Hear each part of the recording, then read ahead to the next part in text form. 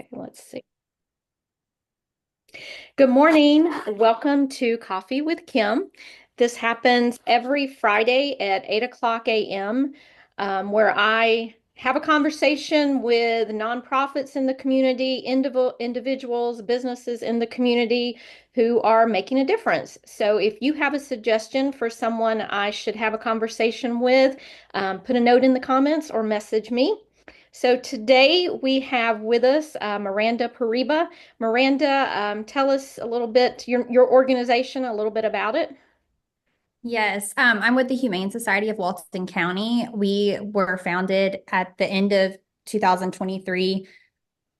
We opened our doors, I think, December 18th of 2023, and we focus on Walton County pets. So we typically pull from Walton County Animal Control and take in owner surrenders from Walton County residents, and then try to place them into permanent homes. Okay, all right. I realized I forgot to ask you one of the most important questions, and that is, do you drink coffee? Yes, This is coffee I with do. Kim. Do you have a preference? Do you just drink black coffee? Do you?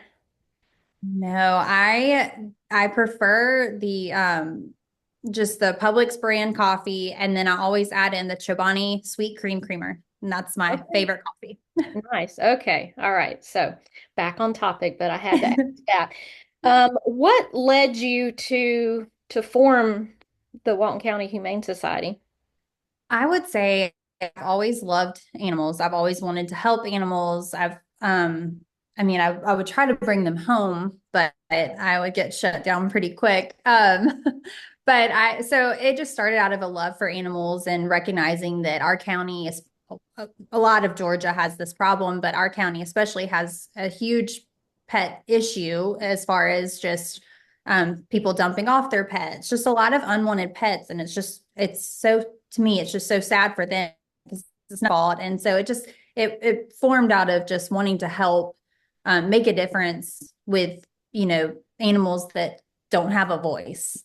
So it really started out of that. And the Humane Society gives me a place to keep them until they find new homes without just bringing them all home.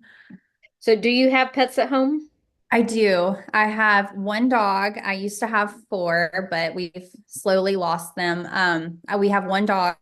His name is Jack. We did his DNA. I always thought he was just a American Bulldog Lab mix, but he is mostly just bull. Um, I've had him since I was 18. I adopted him December of 2012, and he just turned 12 years old, and he is my baby. He is He's an awesome dog. We also have a cat, Blueberry. We adopted her from the Walton County Animal Control as a kitten last spring. So All right, nice. Now, do you have staff that support you, volunteers? What's the heart of how you get things done? So we have one full-time employee, that's Mandy. She's our shelter manager. She does it all. She wears many hats over there. And then we have awesome support staff. We have a handful of part-time employees, and they are all phenomenal. Most of them started out as volunteers, and that's how we met them. So it's been really cool to meet a lot of people that I've just never crossed paths with, and we've all just bonded over our love of these animals. But we really do run off a lot of volunteer help. We have a volunteer Facebook group, but we also will put out pleas just on our regular Facebook page. Like yesterday, we said we're getting in some mulch this morning. We have because of the precipitation and stuff, we have some muddy areas out back, and you add in dogs and all of that, and it just gets to be a mess. So we actually had some mulch delivered this morning. And yesterday we needed some things moved before the mulch came in. And we just put out on Facebook, can anyone swing by for like 5 minutes and help us move these? And within a few minutes, we had people show up. And that's been really cool, is to see people that are just so giving of their time. And so volunteers definitely are the backbone to what we do. So if somebody's watching this and they want to volunteer, what would they do? What's the first step? They can, well, if they want to just stop in, that's obviously fine.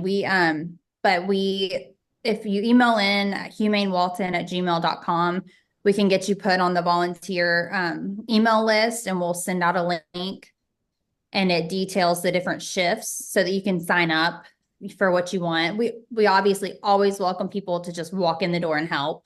That's always welcome. But people really like to be able, some people are morning people and they want to come in. They don't mind all the cleaning. The morning's typically a lot of cleaning. But then other people would rather, walk the dogs, spend one-on-one time with them. And so it gives them a chance to just kind of pick what they would prefer to do.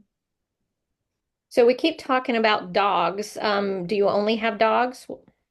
No, we also have cats. The cats are just so quiet. They're just independent. We have a really cool cat room. We do not kennel our cats. So I call it the free range cat room. So we can hold about 20 cats in there just based on the square footage. And we have like climbing things on the walls, you know, towers and different things for them. And they just all hang out in there. They are really cool. So some people come in and they're like, hey, I'm a cat person only. And so they, it's the same thing, cleaning and feeding and playing with them. So if somebody's having a bad day, they can just go in the cat room and let the cats just maybe Yes. snuggle on them, but yeah, yeah. Yes. Oh, Yeah. And they are funny because you definitely have your cats that just, they just kind of perch and watch. And then you've got your cats that as soon as you open the door, they are all over you. so It's, do you find yourself yeah. getting attached to the animals? Yes. I'd say at the beginning when we started out, I had a harder time. I was getting very attached. And then, people come in wanting to adopt, and you're like, well, no, I love this one, but I'm like, I can't take them home. So as we got into it, it got a lot easier to be like, okay, well, they're safe here. Like, of course, we get attached to them and love them, but, we're the in between to, you know, a former life heading to their future life. And it's a lot easier now just knowing that, you know, we're just one stop along the way for them, heading to a better home. But at first it was definitely a lot harder because we were very attached to each one that came in.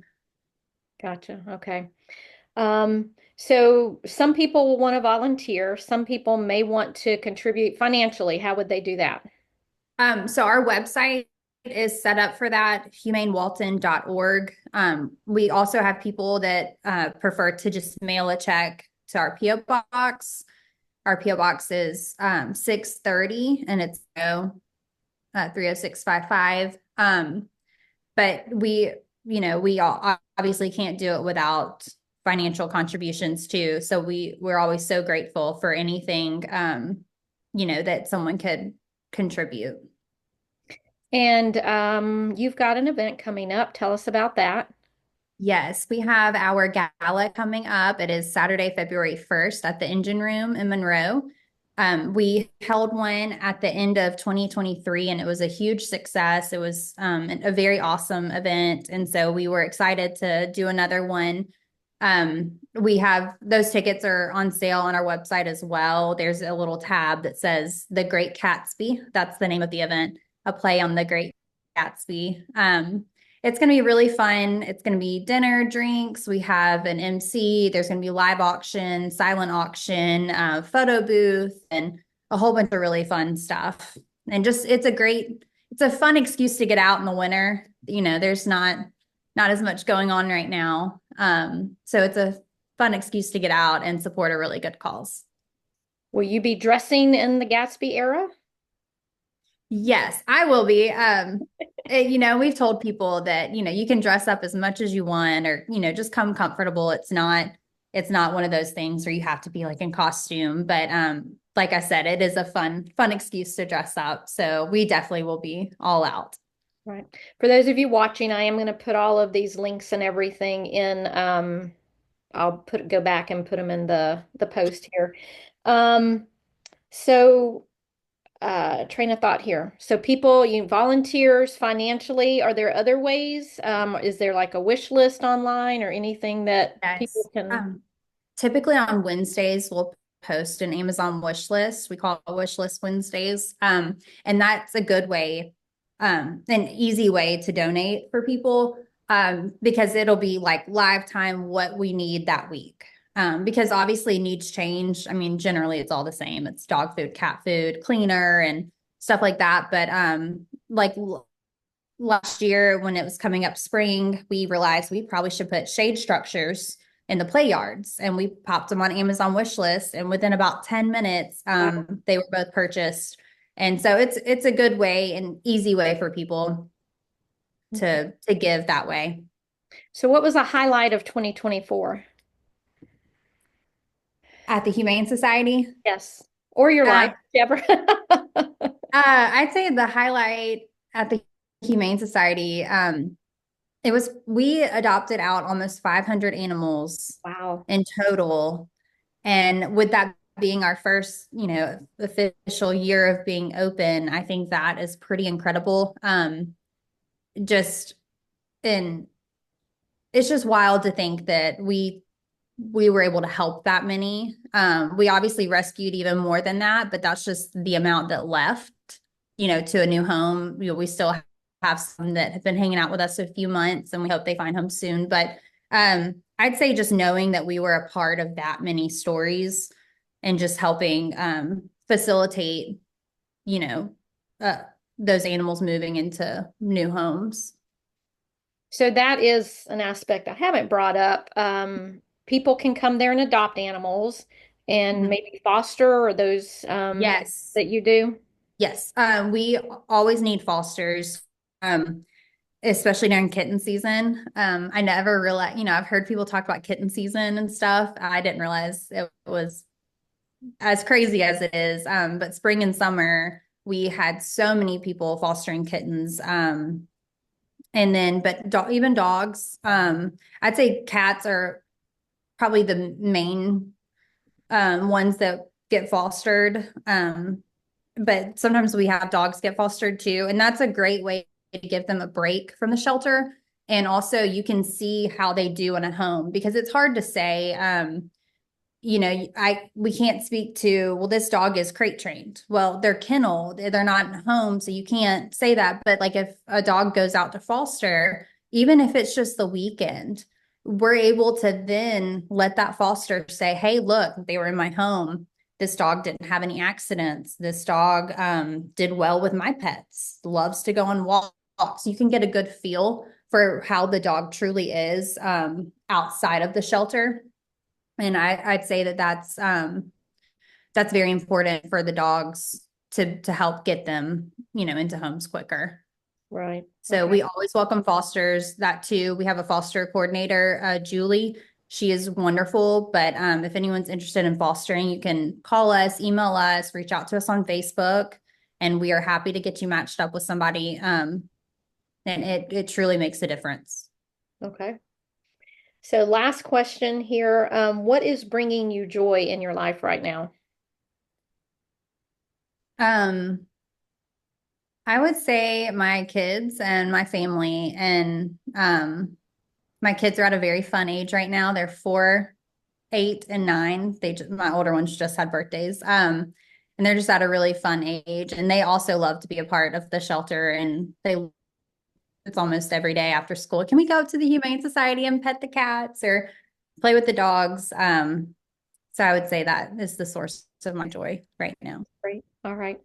Well, thank you, Miranda, for being with us today. To those of you watching, like I said, I'll put all of these links and information in the post. If you've got a suggestion for someone me to have for me to have a conversation with, please let me know. Thanks.